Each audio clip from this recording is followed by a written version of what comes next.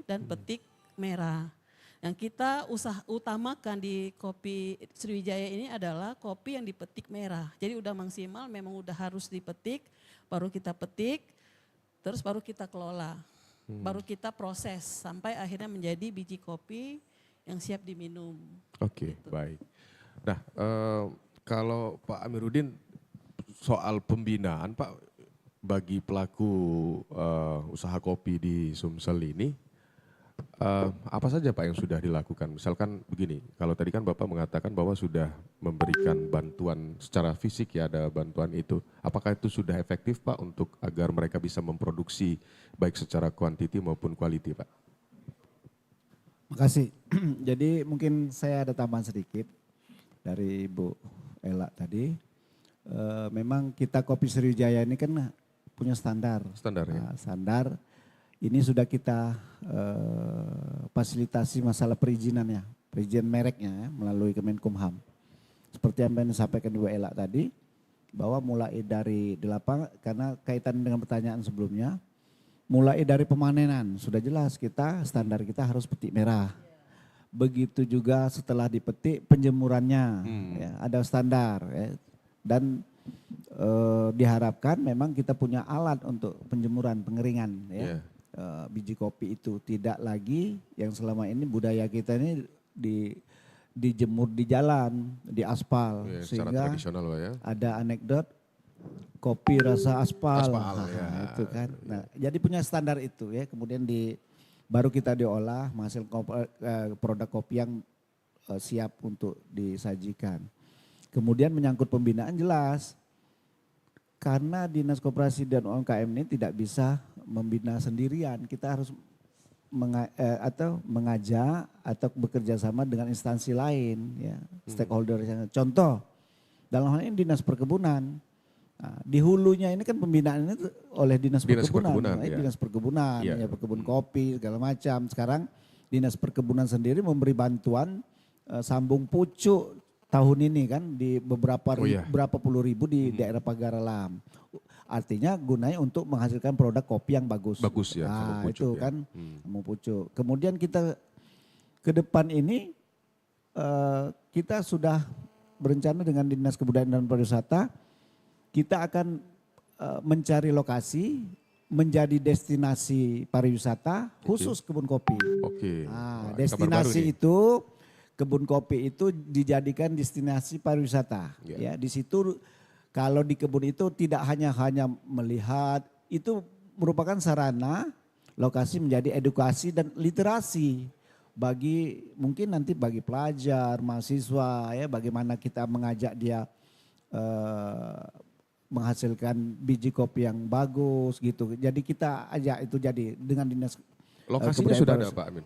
Rencana di daerah Pagaralam. Daerah Pagaralam. Ada dua alternatif, kalau tidak di Pagaralam dan di Oku Selatan. Oku Selatan Ranau Pak ya? Sudah ada itu, sudah. Ini cuman kita belum sempat ke lapangan, nanti kita ke lapangan. Ya. Kemudian bagaimana kita mengajak para pelaku UMKM di bidang kopi ini untuk mempromosikan dalam bentuk expo. Itu salah satu untuk mendorong. Nah, sehingga kalau dia sering, apalagi kami dalam hal ini Ibu Ela sebagai perpanjangan tangan kami lah urusan kopi ini, setiap ada expo kita ajak beberapa pelaku UMKM seperti yang kemarin ke Lampung, pernah ke Jogja, ke Solo dan lain-lain kita. Artinya bagaimana pelaku UMKM di bidang kopi ini omsetnya terus meningkat. Itu jadi sarana promosi juga, bukan hanya kita bantu alat, ya. Kita juga mengajak dia untuk mengadakan mengikuti expo-expo ya di luar Sumatera Selatan. Baik, Pak Amir dan Bu Ela, kita ada penelpon yang ingin bergabung. Coba kita sapa terlebih dahulu. Halo, selamat pagi. Pagi. Selamat pagi. Dengan Ibu siapa di mana? Jeti di Balai. Baik, Ibu Jeti silakan.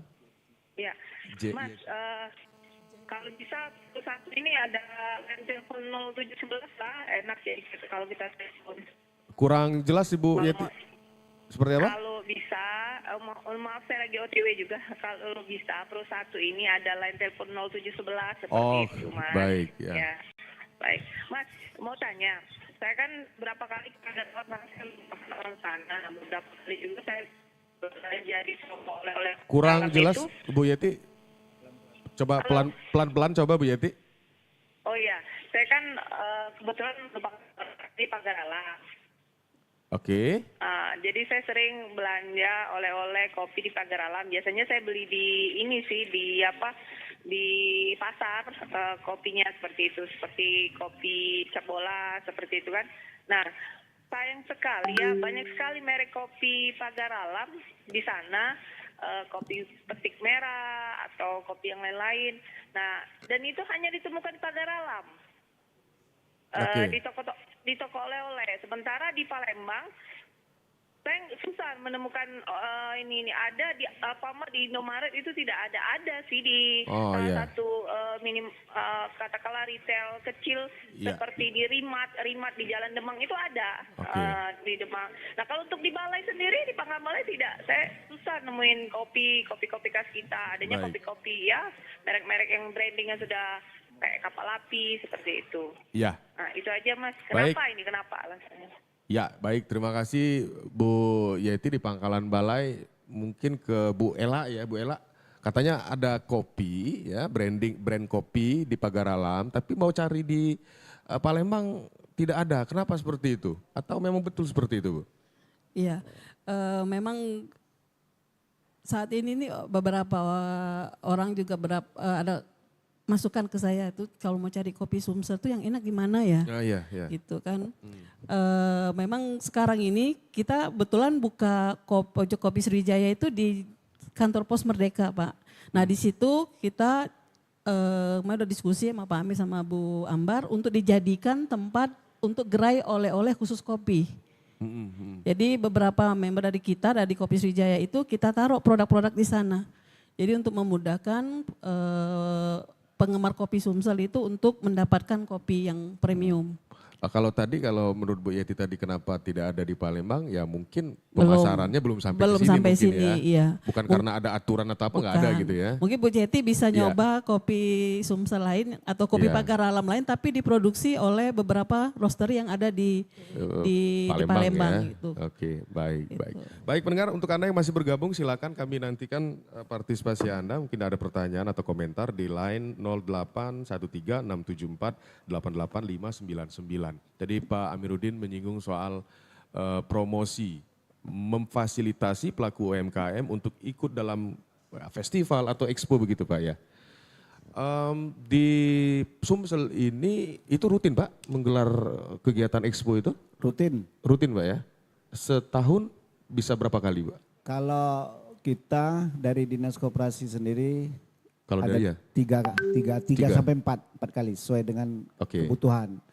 Belum lagi ditambah dari dinas lain seperti Dinas Perindustrian, Pariwisata. Kemarin saja ada festival kopi di Kria Sriwijaya kita di Palembang ini. Nah itu diadakan oleh Dinas Kebudayaan Pariwisata. Jadi bukan hanya dinas kami tapi instansi lain juga mengadakan expo. Baik, Pak Amiruddin, kan kalau kopi kita ini sebetulnya enak Pak ya dibandingkan kopi lain. Kalau saya pribadi taste-nya lebih enak kopi sendiri Pak. Tapi kenapa kalau orang itu masih, kalau saya pribadi melihatnya masih mengenal nama kopi Aceh, kopi Gayo begitu. Sementara Sumsel ini kenapa Pak? Promosi, tadi kalau kita hubungkan dengan mengajak pelaku UMKM untuk ikut di expo atau festival, apakah kurang efektif promosi seperti itu? Atau butuh promosi dengan metode yang lain Pak? Secara digital mungkin? Ya makasih. Jadi memang benar, kalau untuk promosi kopi Sumatera Selatan memang kalau masyarakat pengen tahu ketika ada expo datanglah di situ. Itu baru terasa betul bahwa kita menikmati kopi yang luar biasa. Saya pencinta kopi juga sebenarnya. Nah, kopi ini ya sebenarnya harus banyak varian. Ya, varian. Segmen pasar untuk orang-orang tua lain. Nah, seperti saya minum kopi enggak pakai gula lagi sekarang. Nah, jadi segmented Pak ya? Segmented. Kemudian untuk anak-anak muda, woi sekarang turunan kopi yang varian-varian berbagai, ada kopi seperti kopi apa? Produk apa? Ada gula aren. Kemudian dan minum kopi ini sudah lifestyle kalau untuk anak muda. Coba dia duduk kebutuhannya. di Starbucks katakanlah Iya, kan iya, minum iya. kopi, gengsi. Kalau bahasa Palembang kalau dia ngepek tuh, nah di situ. Jadi Mojok artinya lah ya. sesuai dengan segmen pasar. Oke. Ya, kalau kalangan mungkin yang sudah tua lain lagi, dia Oke. pengen kopi asli. Anak muda beda lagi begitu. Nah kemudian itulah tadi ke depan memang benar kita tidak bisa menyangkal hal ini. Untuk promosi, untuk mengenalkan produk kopi Sumatera Selatan ini sampai sekarang belum begitu gencar. Makanya sekarang sudah ada upaya seperti Ibu Ella tadi menyampaikan. Nanti kita punya gerai khusus untuk produk kopi di kantor pos ya di Merdeka itu. Itu nanti akan kita jadikan memang khusus brand kopi. Jadi seluruh kopi dari Sriwijaya. Sumsel semuanya ada di Ya, situ Pak ya? Sebenarnya sudah ada di toko-toko seperti di Jalan Dempo sudah ada, Ya. tapi kami tidak menyebutkan nama merek Ya, toko oke. kan. Baik. Lain-lain sudah ada, cuman belum begitu. Orang ke Palembang dia mencari kopi, oh toko kopi ini yang banyak di sini. Nah itu memang belum ada. Nah, cuman ke depan akan kita jadikan itu yang difasilitasi oleh Dinas Koperasi nanti ke depannya. Baik. Baik, Bu Ella, apa tadi Pak Amiruddin mengatakan kalau mau maju pelaku UMKM ini harus mampu menciptakan produk yang kreatif. Artinya ini kreativitas ya, sehingga bisa menciptakan produk yang segmented. Betul Bu seperti itu? Ya, setuju sekali Pak. Iya. Jadi memang menurut saya ya untuk suatu bagi kita pelaku itu harus menciptakan suatu unik. Ya kita harus ada uniqueness. Ada uniknya, ada Ya, harus identitinya yang begitu hal ya Bu ya? itu. Misalnya kita nih, kalau tidak hanya di minuman Pak, di biji kopi pun itu bisa kita kreasikan. Di biji kopinya? Iya, jadi tidak hanya biji kopi itu misalnya roast natural proses, yaitu hanya kopi robusta yang disangrai biasa. Tapi dia bisa juga dijadikan dalam bentuk prosesnya itu misalnya dalam bentuk wine. Jadi rasa wine gitu. Atau yang anaerob. Atau dia bisa nanti ada rasa pisang, sekarang itu banyak macamnya gitu. Jadi kopi sekarang ini memang udah dikreasikan bisa semuanya. Luar biasa. Jadi anak muda sekarang ini kalau dulu saya perhatikan ya mungkin yang pemain kopi itu orang-orang tua. Iya.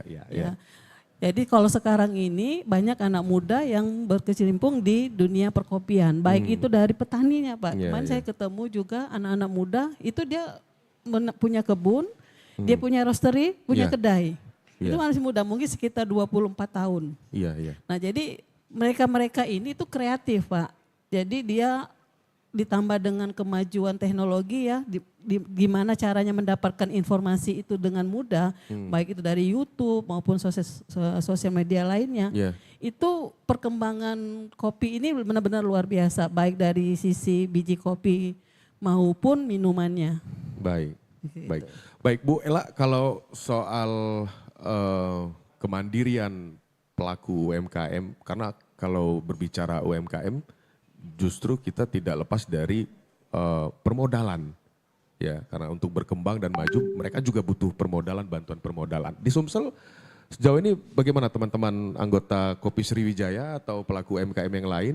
Apakah mereka sudah mendapatkan dana permodalan baik dari lembaga-lembaga keuangan atau karena kalau tidak salah pemerintah sudah menggelontorkan dana KUR Bu ya, yang diberikan subsidi 6%.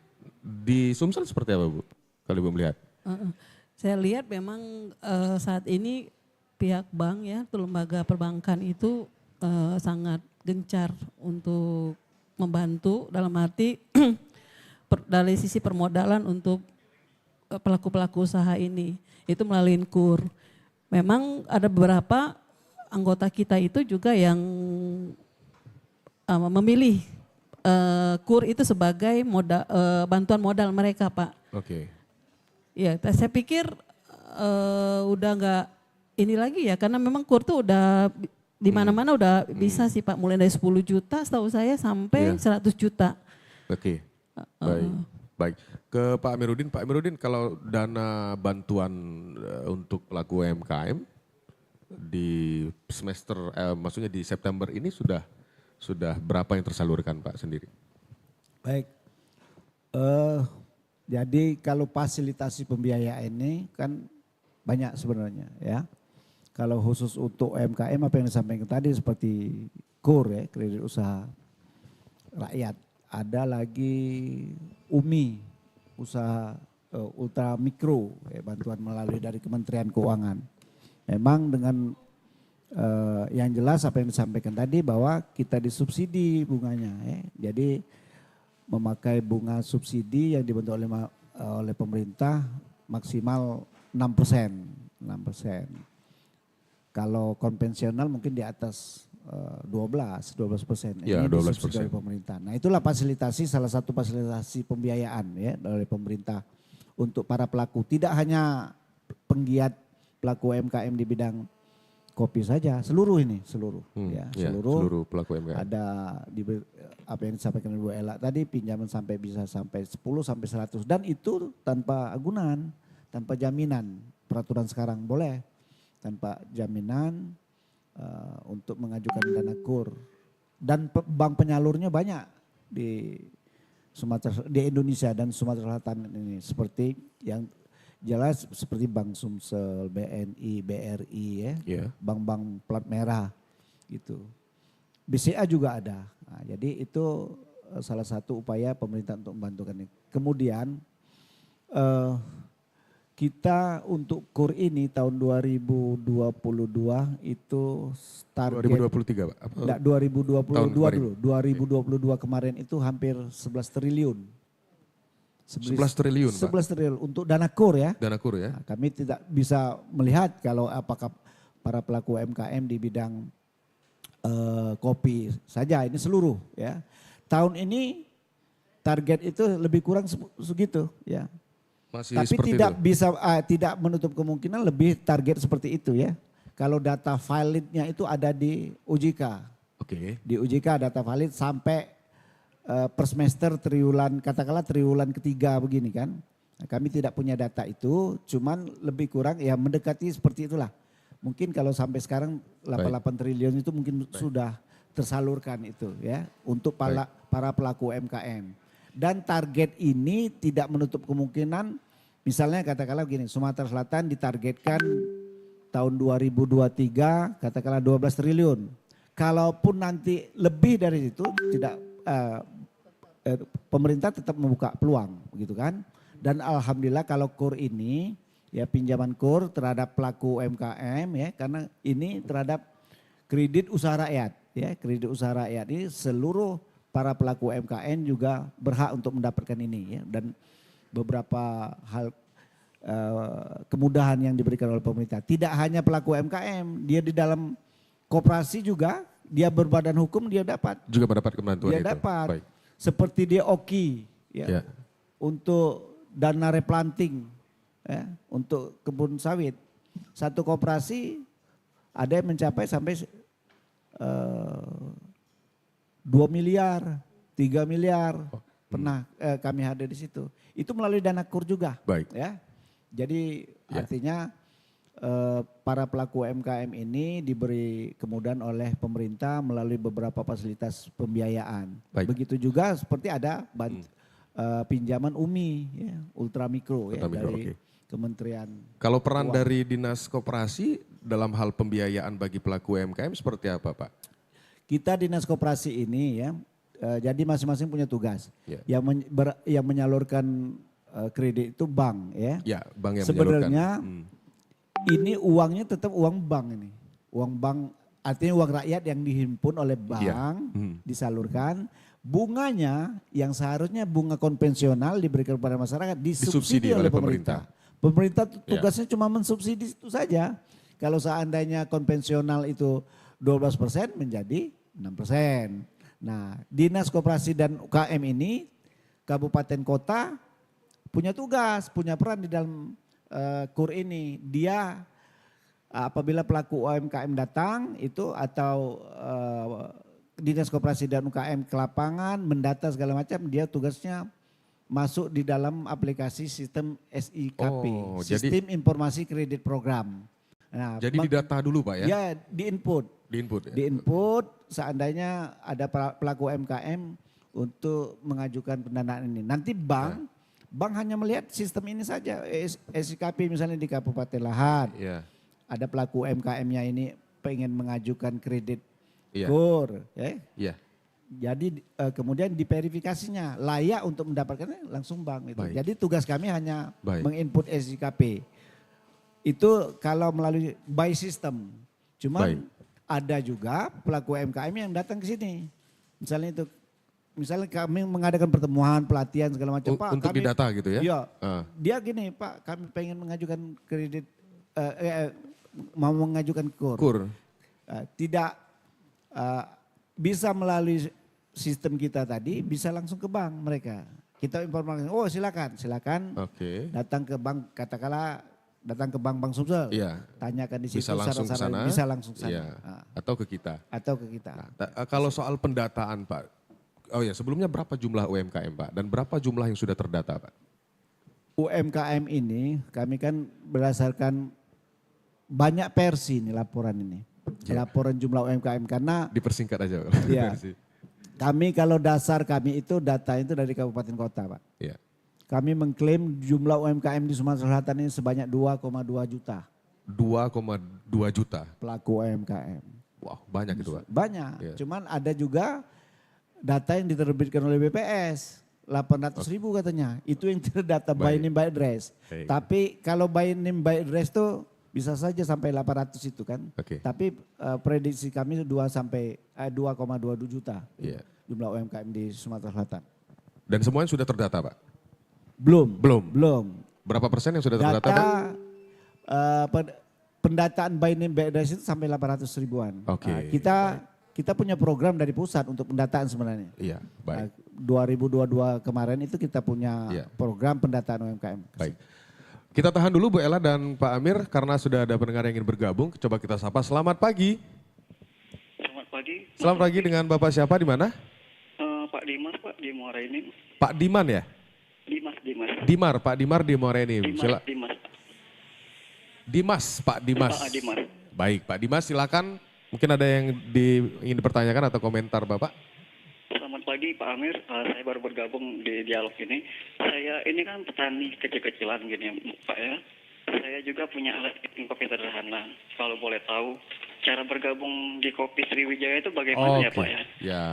Cuma itu aja. Bu nih, Ella. Pak. Terima kasih. Baik, terima Selamat kasih pagi. Pak Dimas di Muara Enim. Pak jauh Pak pendengar kita Pak sampai di Muara Enim. Karena tadi saya sempat sebutkan frekuensinya. Ini ke Bu Ella ya, bukan ke Pak Amir. Bu Ella, nih tadi kan saya sempat nyinggung kalau orang yang mau gimana caranya. Nah, Oke. seperti apa Bu? Ya, makasih Pak Dimas untuk pertanyaannya. Jadi untuk bergabung ke Kopi Sriwijaya itu gampang Pak. Jadi hubungin aja nomor, mau dikasih nomor HP-nya? Boleh. Kalau mau Hubungin di-announce aja boleh. nomor HP saya di 0812 910 28479 atau bisa juga japri ke IG kita kopi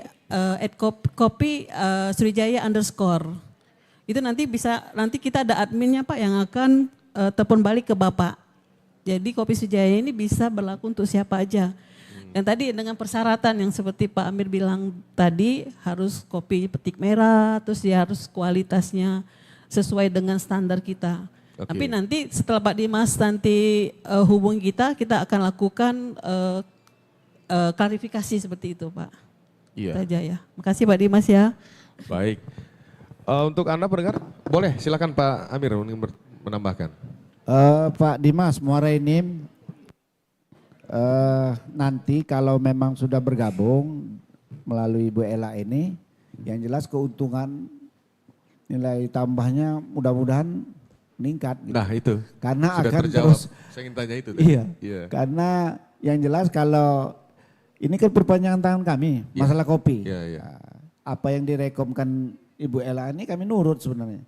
Pak kita ikutkan dia ini ke expo misalnya ke katakanlah ke Bandung, ke Jogja, nanti Iya. kita ikut. Iya. Ya kita ikutkan itu kelebihannya nanti. Oke, jadi bisa Iya. terlibat dalam Expo berbagai itu kegiatan. pada saat expo itu yang kita harapkan itu kan berkesinambungan. Berkesinambungan. Continue, Pak, Ketika itu ada orang yang menginginkan ini, katakanlah dia mempunyai kebutuhan baik dalam bentuk biji kopi maupun bubuk, ya dengan kuantiti tertentu, dia nanti berikutnya dia terus pesan kan gitu kan. Dia sudah mencicipi, sudah mencoba kopi tertentu, Yang jelas yang kita harapkan kalau di dalam Expo itu berkelanjutan ya untuk pemasaran selanjutnya. Bu Ella, saya pengen tahu kalau anggota Ibu atau Ibu sendiri setelah Anda dan teman-teman berkumpul bersama begitu ya, daripada sendiri-sendiri, terjadi peningkatan penjualan Bu, pendapatan tidak Bu? Berapa? Saya ingin tahu berapa persen begitu Bu, kalau dibandingkan sebelumnya. Kalau untuk saat ini kita belum Pak data kayak gitu, memang belum sampai, karena kita ini baru mulai dari bulan Februari kalau ya. Baru mulai tahun Februari, ini. tapi Baik. memang namanya itu udah, nama Kopi Sriwijaya udah dikenal di mana-mana Pak memang. Oke. Tapi untuk dari sisi bisnisnya itu memang kita masih cari apa namanya itu pola yang tepat Formula gitu yang tepat, kan, ya. formula yang tepat. Memang kita kemarin udah bikin organisasinya, terus nanti kita akan bikinkan program kerja, Iya. terus mungkin jangka pendek, jangka menengah, jangka panjang. Nanti kita harus diskusi panjang ini mengenai tata kelola kopi Sumsel ya. Jangan tidak cuman kita itu ikut expo, bawa kopi terus kita jualan. Tapi Iya. sebenarnya banyak PR-nya. Jadi Kopi Sriwijaya ini tidak hanya sebatas kita mempromosikan produk, tapi lebih juga tadi mengenai tata kelola kopi, apa persyaratan dan itu banyak sih Pak. Nanti SOP-nya, standarisasinya gitu. Buyer itu tentu ingin kopi yang qualified Bu ya, yang berkualitas ya. Betul. Yang grade apa ya, grade A istilahnya ya. Sebenarnya buyer itu mau semua Pak. Dia perlu, ada juga beberapa yang perlu yang petik asal merah ya? asal, Petik asal tapi ya. ada yang juga perlu. Jadi banyak sih, banyak. Tapi memang kita Kopi Sriwijaya ini lebih ke fokusnya itu adalah kopi yang premium. Tapi untuk agar orang tahu bahwa kita penghasil kopi terbaik, tentu kita harus perbanyak yang premium dong Bu ya. Iya betul. Kita berharap kalau sekarang kalau saya perhatikan komposisi kopi Sumsel itu lebih banyak petik merahnya daripada premium. Lebih banyak itu ya. Iya, nah jadi Oke. kita berharap dengan adanya Kopi Sriwijaya ini, dengan kita banyak Iya, ngikutin expo-expo, itu membawa petani itu untuk mengutamakan petik merah Pak. Memang kan tergantung permintaan, begitu banyak permintaan petik merah, petani itu biasa mengikut. Kalau nggak ada ya dia balik Iya. lagi ke asalan gitu. Pembinaan petani ini tentu wilayah Dinas Perkebunan ya, Iya. untuk pembinaan petani. Tapi kalau jadi gini, kita kan ini beberapa belakangan ini kisruh tentang larangan pemerintah promosi atau penjualan di TikTok Bu. Tahu Pak ya? Pak Amir juga tahu, mungkin Bu Ella tahu ya.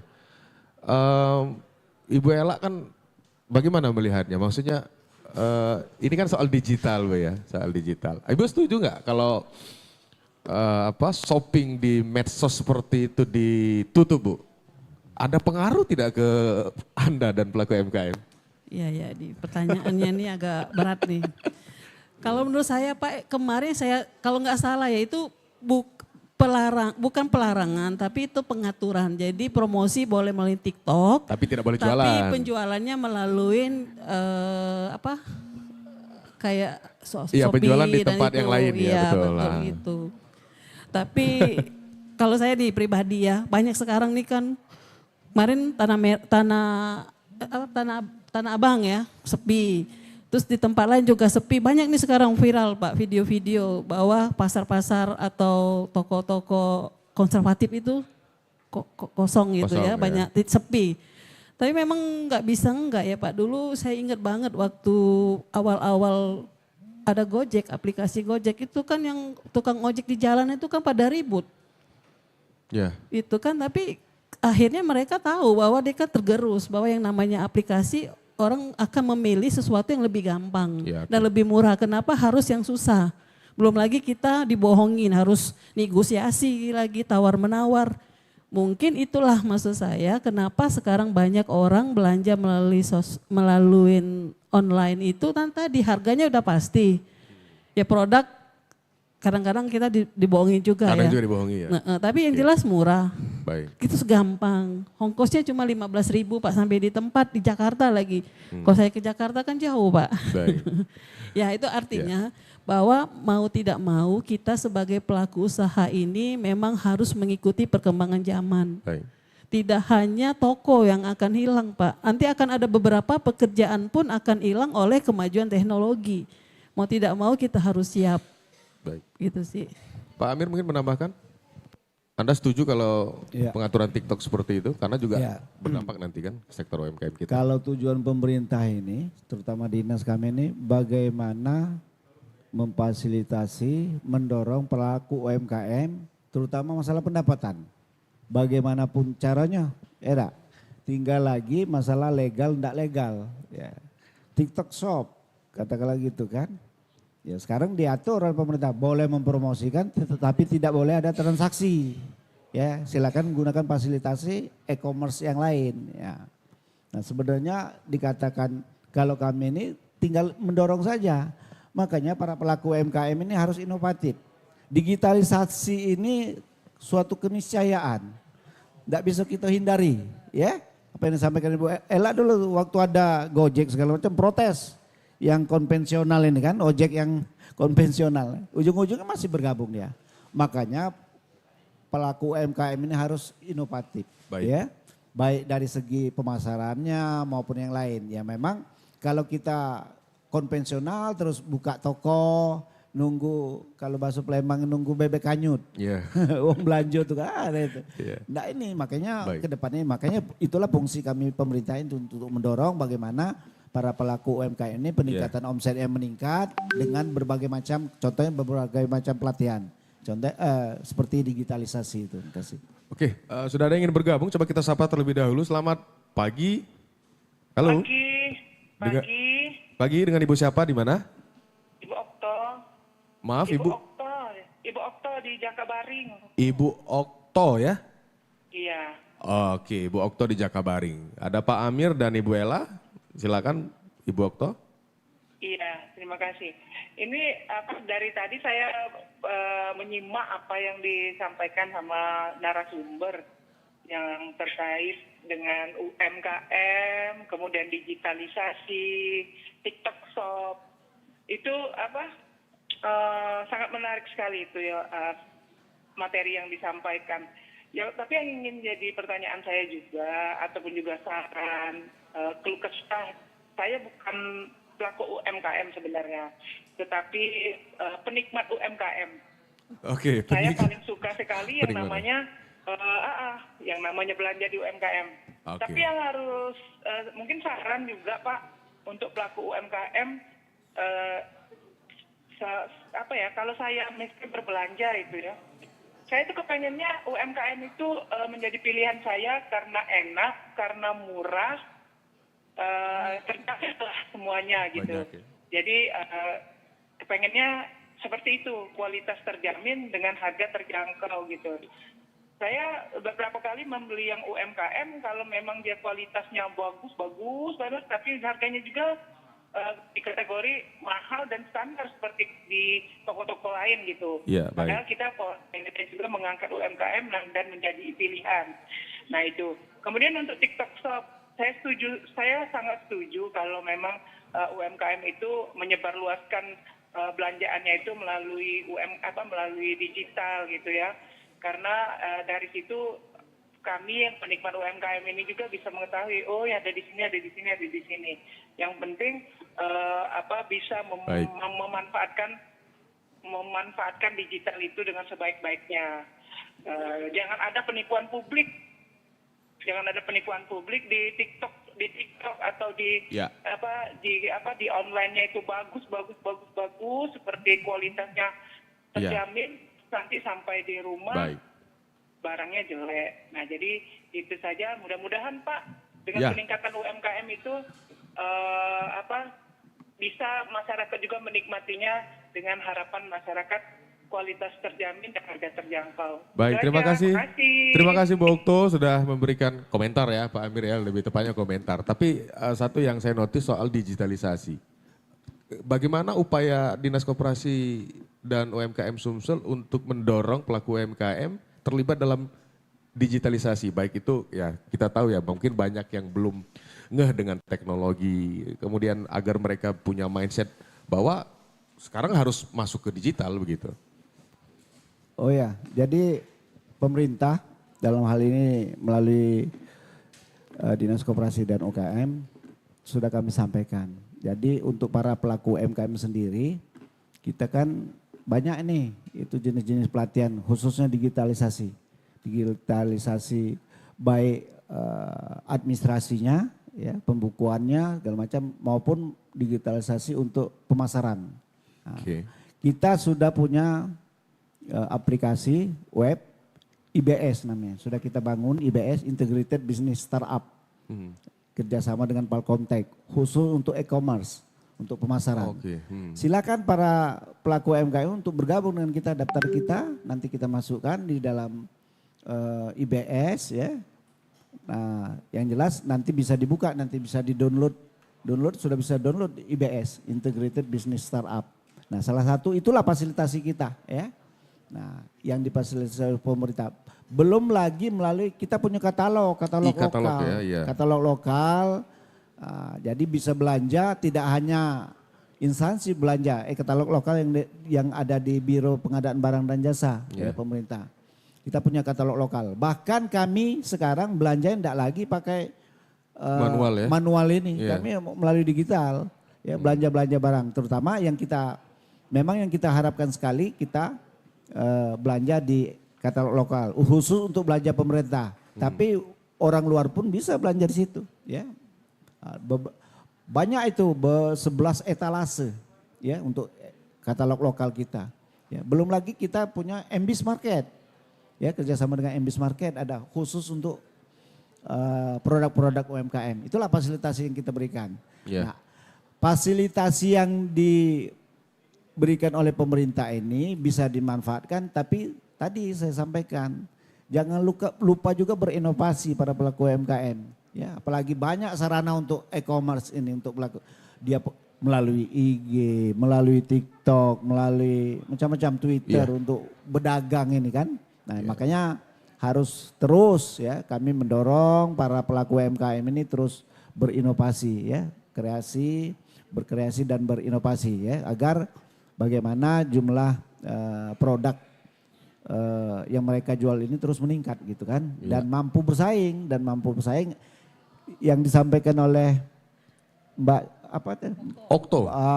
Bu Okto tadi ya, Mbak Okto tadi dia sangat diuntungkan. Nah, jangan lupa juga transparansi ya melalui digitalisasi pemasaran melalui e-commerce ini, yang pelaku UMKM didorong supaya transparansi. Contoh, jual bahan baju Ibu Ella ini kan ngejreng nih. Ngejreng, ya enggak? Bisa juga di dalam dia mempromosikannya, wah warnanya terang, setelah dikirim lah kok buram itu. Nah, jadi itulah kurang transparansi. Kejujuran Pak ya. Kejujuran. Rupanya dia menjual bahan itu pada waktu dia menguploadnya. Lampunya agak kurang. Diterang ke lampunya. Kurang terang. Nah, itu kan misalnya. Jadi benar Bu.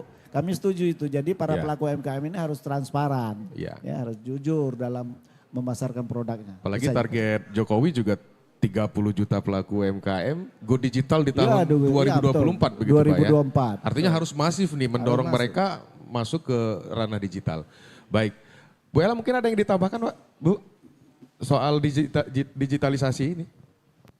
Ya, jadi kalau digital ini menurut saya Pak memang harus. Tidak bisa tidak, semua pelaku UMKM itu udah harus menuju ke situ. Banyak sekarang itu menurut saya pelatihan-pelatihan yang gratis ya, dari cara memfoto, mengedit video, bisa cara upload. Jadi cara upload video ke TikTok. Itu banyak pelatihan-pelatihan atau digital video marketing. Estetik begitu ya. Gitu, atau digital marketing gitu kan, bagaimana kita misalnya caption itu misalnya itu sesuatu yang penting Pak. Nggak bisa kita upload video udah bagus tapi captionnya salah gitu kan. Ada skill script writing juga di sana. Jadi kita memang harus kreatif, ada inovatif, itu tidak hanya di produknya juga Pak. Tapi cara kita memasarkannya itu harus inovasi. Kadang-kadang kita lihat nih ya, aneh-aneh cara pemasaran itu malah yang viral akhirnya jadi laku. Tapi jangan juga macam-macam sih ya. Jadi memang butuh kreativitas ya dan inovasi di kecanggihan teknologi informasi saat ini. Pak Amir dan Bu Ella, karena kita sudah masuk di penghujung waktu dialog kita pagi hari ini. Terima kasih Pak Amir sudah berkesempatan untuk bisa pantun dulu boleh? Pantun dulu. Boleh. Pak Amir silakan pantun dulu Pak. Jadi ini penutupan kan? Iya. Tutup. Nah, sebelum ditutup saya pantun dulu khusus untuk kopi. Jawab dengan cakep ya. Harus cakep ya. Sarapan pagi dengan roti. Cakep. Lebih enak lagi ditambah dengan gorengan pisang. Cakep. Mari kita budayakan minum kopi. Agar badan kita sehat dan pikiran terang. Wah, mantap. Ini kayaknya langsung buat tadi Pak ya. Langsung dibuat di sini ya barusan. Oke, Bu Ella pantun atau ingin ditambahkan? Enggak, kalau saya harapan Pak, harapan sama apa maksudnya itu harapan lah. Jadi saya sebagai Direktur Kopi Sriwijaya dalam hal ini berharap kepada pemerintah khususnya Dinas Koperasi dan UMKM untuk selalu support kegiatan kita untuk memajukan kopi Sriwijaya atau kopi Sumsel. Memang sekarang ini udah Pak, kita rasakan tuh dari bulan Februari sampai sekarang ini luar biasa Ada supportnya, peningkatan cepat signifikan sekali ya. gitu Pak. Kita sampai hari ini kopi Sriwijaya mungkin belum dalam waktu 6 bulan tuh udah bisa ditemui di mana-mana gitu. Jadi saya sekaligus juga mengucapkan terima kasih pada Dinas Koperasi khususnya Pak Amir yang telah support selama sejauh ini. Terus kita berharap ke depan Pak kopi Sumsel ini bisa benar-benar mendunia. Jadi butuh dukungannya dan support baik itu dari sisi tadi Pak pendampingan, mungkin nanti mengenai digitalisasi, begitu juga mungkin pembiayaan. Itu aja, terima kasih. Assalamualaikum warahmatullahi wabarakatuh. Waalaikumsalam. Terima kasih Pak Amir dan juga Bu Ella sudah berkesempatan untuk berdialog di pagi hari ini. Juga Pak Amir khususnya sudah memberikan kami kesempatan untuk berdialog di ruangan ini. Dan pendengar terima kasih juga untuk Anda yang sudah bergabung, untuk Anda yang sudah mendengarkan dialog interaktif di pagi hari ini. Mewakili kerabat kerja yang bertugas, saya Rocky Pratama, selamat pagi dan sampai jumpa.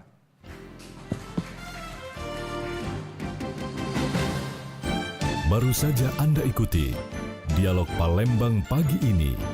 Disiarkan dari kantor Dinas Koperasi dan UKM Provinsi Sumatera Selatan. Terima kasih untuk kebersamaan Anda. Sampai jumpa.